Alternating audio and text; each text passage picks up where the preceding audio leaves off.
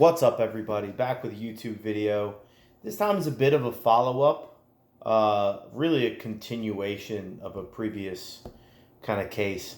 Uh, I had a client, former patient, now client, I've been working with for 6 years at this point. Uh, Deadlift 200 pounds for the first time last week, I believe it was. And she's been telling everybody, right? She should. It was a little bucket list thing for her. Something she's worked towards for 3 years. And she went to see a follow-up appointment with her physician who's helping her with her arthritis. And she told him about it. And he was terrified and went on to terrify her. From her account, the exact conversation was, oh no, you should never do that. Not a woman at your age. No more than 100 pounds ever. Those were the words.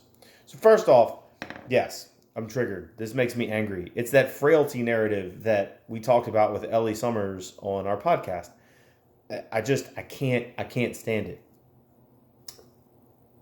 It's at worst or at best, it's harmful, right? At best, it's harmful. So we need to stop with those kind of narratives. Now, I can sit here and I can bitch and complain all I want about that particular situation, but really what matters is, what did I do about it, right? How did I communicate with her to change this narrative? And that's what I think is really the important part. It's been an ongoing conversation with her and I for a while because she is getting older. She's more concerned about some of the things that people say and what she's doing.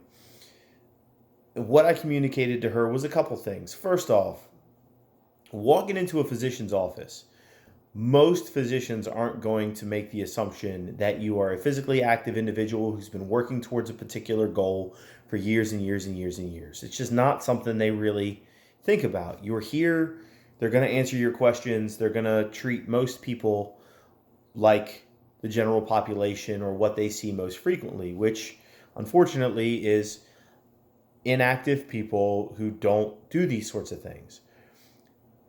Her doctor, and this is what I told her, her doctor doesn't understand the context behind what brought about that pull.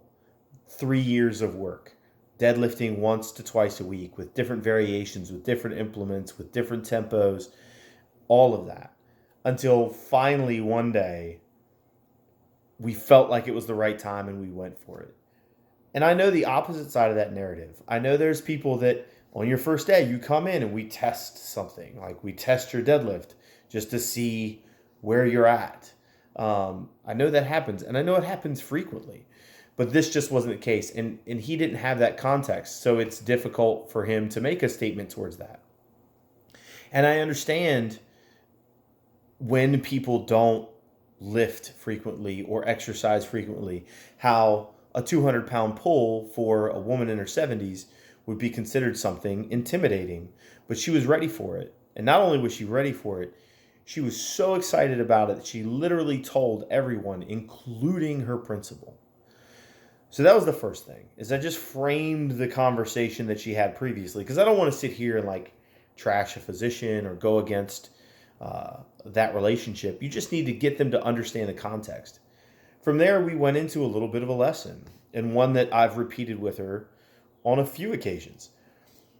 Bone, really most of your tissues, it's that whole mechanotransduction, mechanotherapy type thing, responds to load, and bone is one of those ones where if you unload bone, it will, especially as a female with osteopenia and osteoporosis, it will decrease some of that bone density.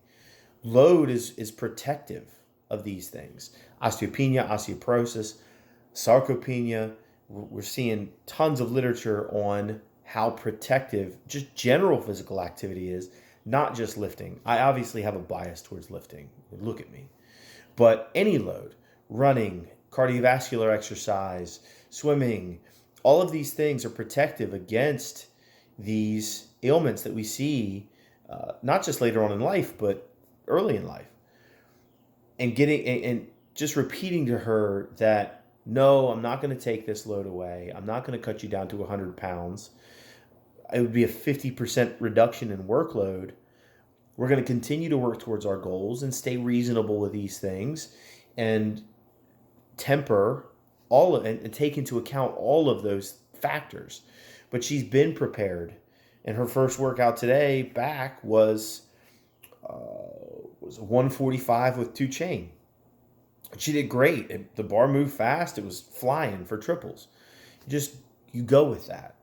But that's when you have to reframe the conversation with the initial provider, so you don't really invalidate that person, because you don't know what kind of relationship your patient or client may actually have with them. You don't want to be like, oh, that's BS, just don't listen to them. That doesn't really work out too terribly well. I mean, it may in some circumstances, but I would venture to guess it's not a very high percentage. And then filter in some education there. So this is why we're doing this. This is why we're going about it in a slow, steady, deliberate pace, so that we can build these tolerances and get things like muscle tissue, bone tissue to adapt to that stimulus, because that's really what we're trying to do, and that those things are protective against the concerns that people may have, especially with osteopenia, osteoporosis, and sarcopenia, which we know in an aging population is a concern. So if you have any questions, or if you have similar stories to this, dump them in the comments below. I want to talk about them. Hit us up on the forum with it if you're a forum member. You can always check it out on there, and I'll see you guys later.